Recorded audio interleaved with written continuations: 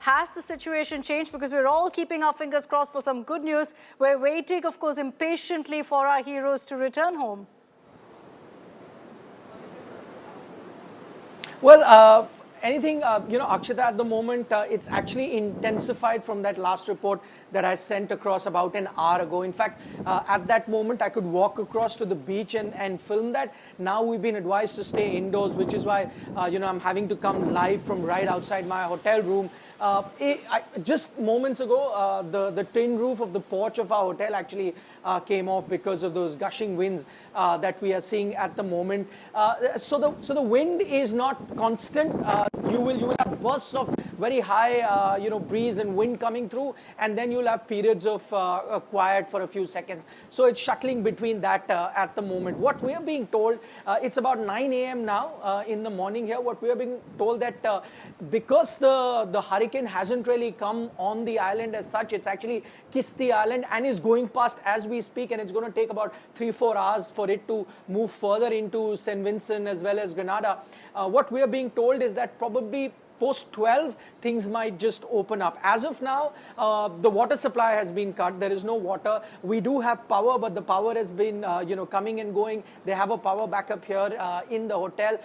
Luckily for us, and that's how I've been able to come live, there is still Wi-Fi connection as well as data connection available. Though last night we were told by the hotel authorities that be prepared. There is a possibility you may have no connectivity either on mobile data or Wi-Fi.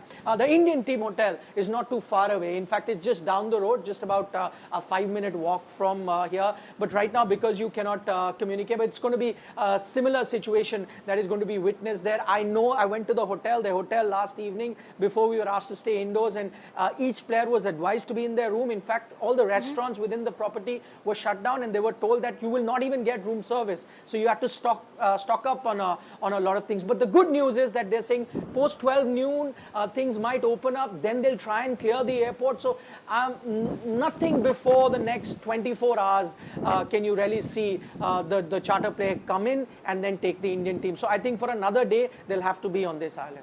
Okay, so 24 more hours that they're going to be stranded on that island, but after that, they'll be exiting. And Nikhil, I just wanted to ask you quickly, any details about really what the plans are for a grand homecoming, for a welcome back for Team India that's being planned?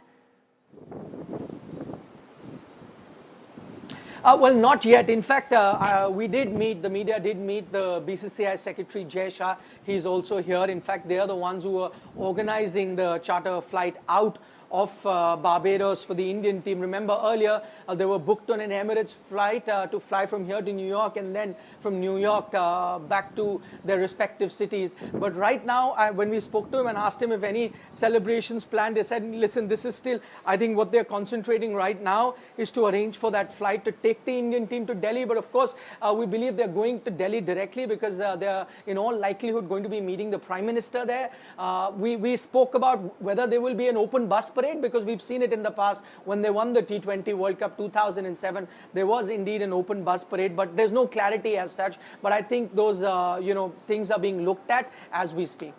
Hardik Pandya and those images of him breaking down, crying, really, I think, got the whole nation emotional as well. How do you rate his comeback? It spoke volumes of how much it meant to him, the way he got so emotional. Well, Akshita, I think he's been one of the heroes of this World Cup triumph. And you're right, that entire journey, which got even worse. One was his personal cricketing journey, which went through a lot of ups and downs because of the injuries that he had to endure. But more than that was what was happening on the sidelines during the IPL. He was brought in by the Mumbai Indians as captain, replacing Mumbai Indians' most favorite son in Rohit Sharma as captain. That did not go down well with the Mumbai Indians faithful. In fact, the entire nation, because that's how much they love Rohit Sharma, the cricketer, and the captain. And as soon as he replaced him, whichever ground he went to in India while playing the IPL, he was booed. It wasn't easy. He spoke about it as well. There were plenty of times where you had other cricketers actually telling the crowds to go easy on him. So the crowds were really after him. You heard it at every stadium that he went to. More than that, his own performances, nosedive. He was the captain. The team wasn't doing well under him. Now, this is Mumbai Indians, the most successful franchise. That wasn't doing well. So as captain, he wasn't being successful. Then as an all-rounder, neither with the bat nor with the ball. So he had an IPL to forget. From there on, the Indian team kept faith in him. The captain in Rohit Sharma and the coach in Rahul Dravid kept faith in him, brought him here in that situation. But I think the biggest credit has to go to Hardik himself. No matter how big a personality you are or how big a player you are, self-doubt does tend to creep in when you're being criticized, when the performances aren't coming. But I think it's his inherent nature to carry a lot of confidence. Sometimes people think that, that's overconfidence, but I think that belief in himself is what carried him through. Because while the entire world doubted him, he himself thought and knew very well that he can be a game changer, he can be a match winner. And I think that belief carried him throughout this World Cup. Whether it be with the bat, he had some outstanding knocks, very crucial knocks in crunch situation, or whether it was with the ball. I mean, the final is probably the perfect example where he bowled that final over, and even before that, some very crucial overs. So, it's the perfect story, that arc, if you look at it, the perfect redemption story, if you had to look at it in this World Cup, was, of course, Hardik Pandya's. And what about the road ahead, Nikhil? Prior to Rohit, Hardik was the man in charge of the T20 international team for a few series. Is it safe to say he'll be the next captain of India in white ball formats at least? You would, if you had to hedge a bet, yes, you would say Hardik Pandya. He was, of course, also retained as vice captain by the BCCI. So that in itself tells you that probably, yes, they're looking at a succession line. He could be the one. And remember, after the disastrous exit of the Indian team in the last T20 World Cup, you swapped captains and gave Hardik the charge of the Indian T20 team. So he seems to be the captain in waiting at the moment, now that Rohit Sharma has announced. But there is also another contender that's emerged, and that is Shubman Gill. Because remember, right after this World Cup, the Indian team is heading to Zimbabwe to play a T20I series. And Shubman Gill, who's also doing very well in all three formats, was captaining an IPL side, is captaining that Indian team to Zimbabwe. But yeah, if you had to really ask me to pinpoint one person who is the hot contender, who's the leading favorite to take on the captaincy of the Indian T20 side, I'd have to say it is Hardik Pandya.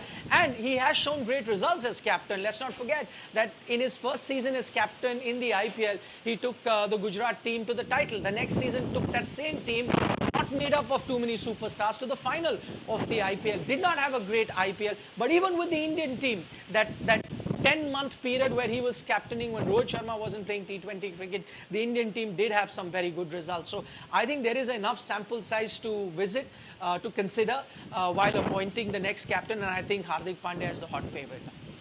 Okay, Nikhil, we've spoken of Hardik Pandya, his comeback, his amazing story in the T20 World Cup. I just want to put the focus on other big star performers for Team India. Akshar Patel, for example, what do you make of his growth as an all-rounder?